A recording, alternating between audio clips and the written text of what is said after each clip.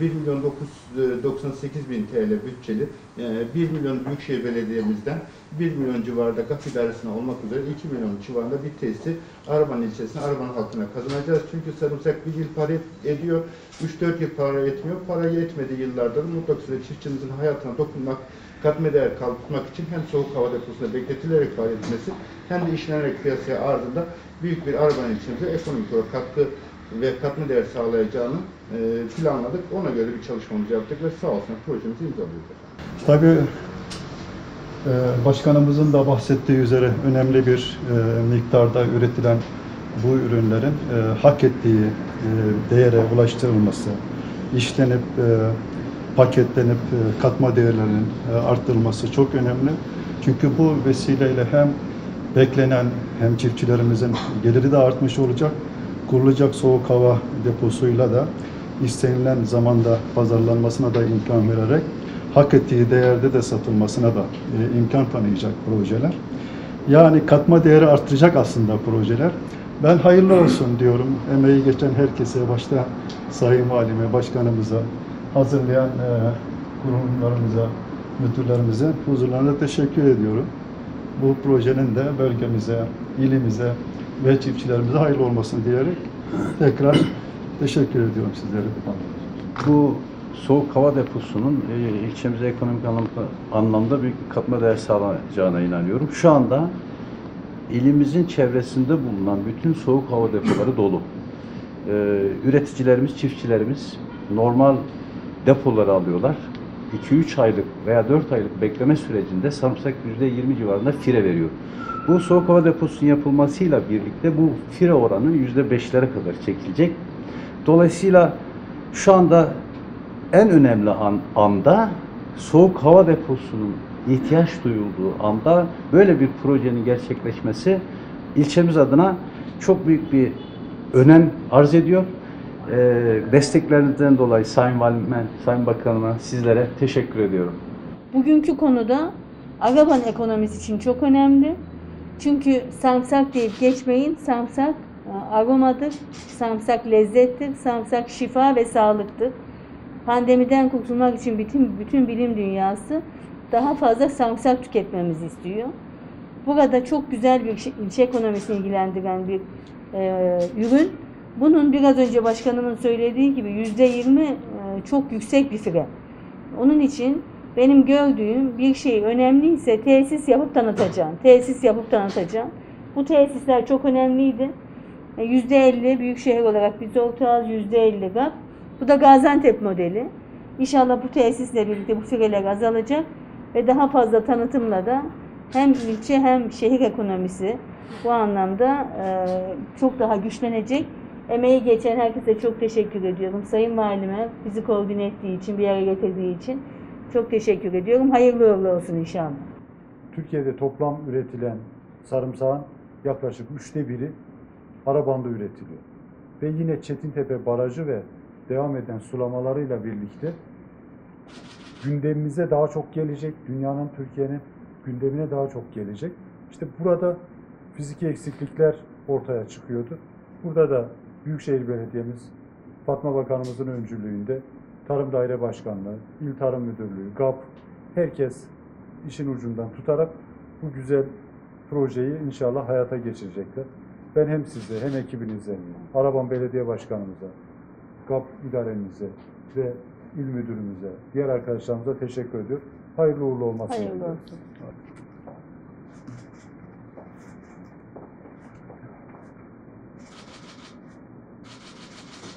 Biliyorsunuz nane hem coğrafi işaretli bir ürün hem Türkiye'nin nane üretiminin %80 üzerinde bir rakam Gaziantep'te gerçekleşiyor.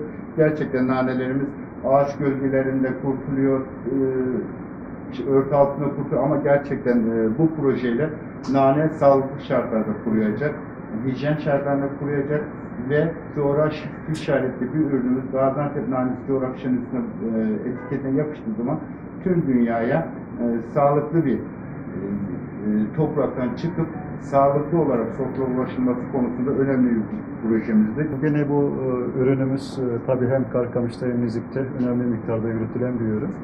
Bunun daha hijyenik şartlarda üretilmesi, kurutulup paketlenmesi, markalaşması anlamında desteklediğimiz bir proje.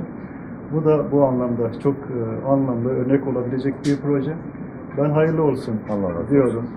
Bugün Karkamış için çok önemli bir gün. Çok heyecanlıyım, çok da mutluyum. İlçemin çağrısına duyarsız kalmayan Büyükşehir Belediye Başkanıma ve her zaman yanımızda olan Sayın Valime çok teşekkür ediyorum.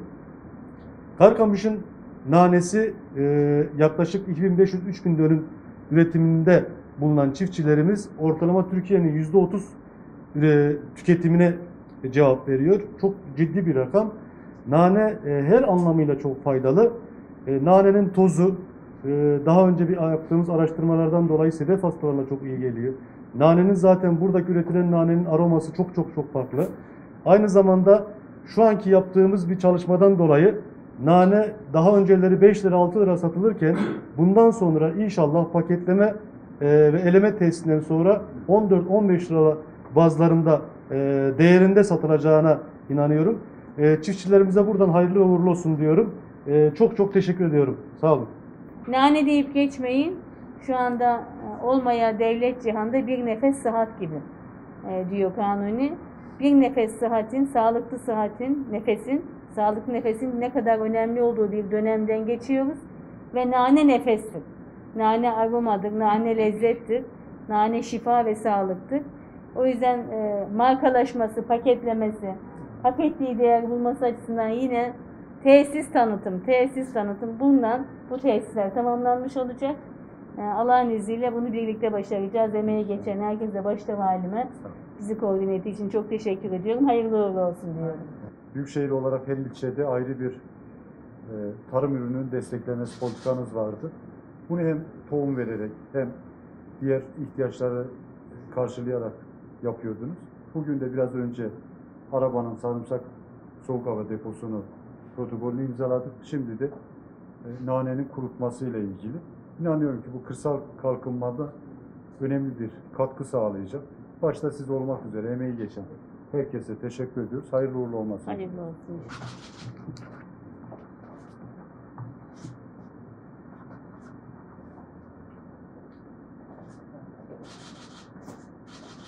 Öncelikle eğitim olmazsa olmazımız, hele çiftçi eğitimi. Az önce de sizlerin huzurunda Sayın Valim sizlerin büyük desteğiyle, Büyükşehir Belediye Başkanımız Sayın Fatma Şahin Bakanımızın destekleriyle hem nane ile ilgili hem de aynı zamanda sarımsakla ilgili çok önemli iki projeye imza attık. İnşallah Gaziantep'te bu projeleri imza atmaya devam edeceğiz. Ben bizlere destek sunan özellikle GAP idaremize ve İpek Yolu Kalkınma Ajansı'na çok teşekkür ediyorum. Sayın Valim, biraz önce de bahsettiğim üzere bu protokolü imzaladığımız iki projenin aslında eğitim ayağını destekleyecek bir proje. Ama müdürümün de söylediği gibi sadece o iki ürünle kalmayacağız. Tıbbi aromatik bitkilerin içinde olduğu, bir sürü ürün içinde olduğu, bu ürünlerin hem yetiştirme teknikleri konusunda hem markalaşması konusunda, pazarlanması konusunda, örgütlenme gerekiyorsa örgütlenmeleri konusunda çalışmaları içeren bir proje. Dolayısıyla Antep ilimiz için ben hayırlı olsun diyerek tekrar sizlere bu projeleri bize hazırladığınız için ve destekleme fırsatı verdiğiniz için teşekkür ediyoruz. Her şey çok güzel anlatıldı. Her şeyin başı eğitim. İstediğiniz kadar tesis koyun. Bunu kullanacak kişilerin, çiftçilerimizin doğru bir şekilde bunu kullanması önemli. İnşallah tarım okulumuzda, çiftçi eğitimlerimizde de bunu daha da güçlendirmiş olacağız ve beşeri sermayeyi yatırım yapmış olacağız. Hayırlı uğurlu olsun. Sulanabilir arazimiz her geçen gün artıyor. Tesislerimiz her geçen gün artıyor. Sulanabilir arazideki ürün çeşitliliği, tesislerin kullanılması anlamında çiftçi eğitimi önemli. İl müdürümüz başta olmak üzere GAP Başkanımız ve katkı sunan herkese teşekkür ediyoruz. Hayırlı uğurlu olmasını diliyoruz.